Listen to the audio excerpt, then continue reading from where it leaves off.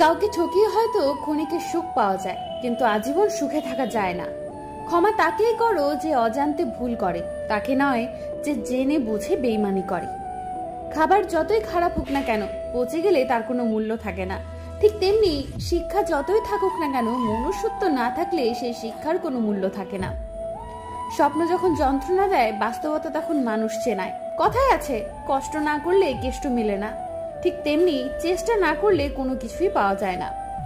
জীবনে কষ্ট পেলে দুঃখ পাবে না, এই কষ্ট তোমাকে অনেক শক্ত করে দেবে। 5টি অভ্যাস নিজে থেকে একদম ছেড়ে ফেলুন।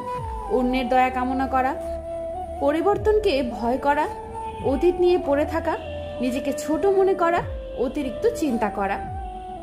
তোমার বিরুদ্ধে কেউ যদি কোনো কথা বলে, তাহলে চুপচাপ শুনে যাও আর চুপ থাকো। জানি এটা মানা কঠিন হবে, তবে সময় ঠিক হলেই তোমার হয়ে কথা বলবে। প্রতিশোধ নেবার দরকার নেই, অপেক্ষা করো, সময় তোমার হয়ে প্রতিশোধ নিয়ে নিবে। দুঃখ সহ্য করা মানুষগুলো একদিন সুখী হবে, কিন্তু মানুষকে যারা কষ্ট দেয় তারা কখনো সুখী হতে পারে না। মধ্যবিত্ত জীবনের চাওয়া লুকিয়ে রাখা একটা শব্দ, থাক না, লাগবে না।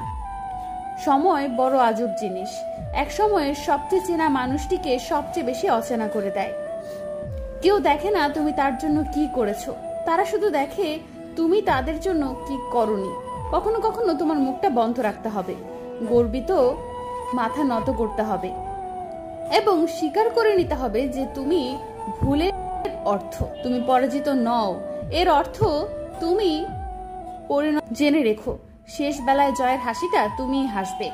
যদি আর তোমার আর আমার দেখা না হয়, কোনো ভোরবেলা জানতে পারো আমি মানুষটা আর বেঁচে নেই, চোখ থেকে কি এক ফোঁটা পানি গড়িয়ে পড়বে, না অট্ট হাসিতে মেতে যাবে, থাকবে যে আপদ বিদায় হলো, এখন আর আমাকে কেউ জ্বালাবে না, মুক্তির স্বাদ গ্রহণ করবে তুমি।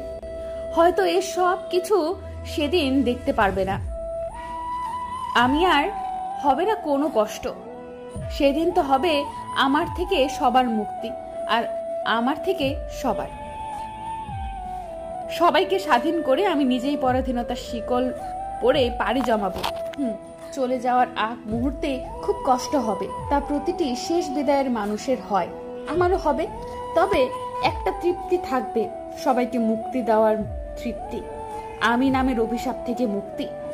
না, কথাগুলো রাগ করে বলা নয়, প্রত্যেকটি মানুষকে বিদায় দিতে হয়, আজ হোক কিংবা কাল। আমরা কেউই এর ঊর্ধ্বে নয়, তবে কিছু মানুষ একটু আগে ভাগে যেতে চায়। নিশ্চয় আমাদের সর্বশ্রেষ্ঠ আশ্রয়দাতা মহান আল্লাহ, সুতরাং আমরা বিচলিত না হয়ে তার কাছে আশ্রয় প্রার্থনা করি।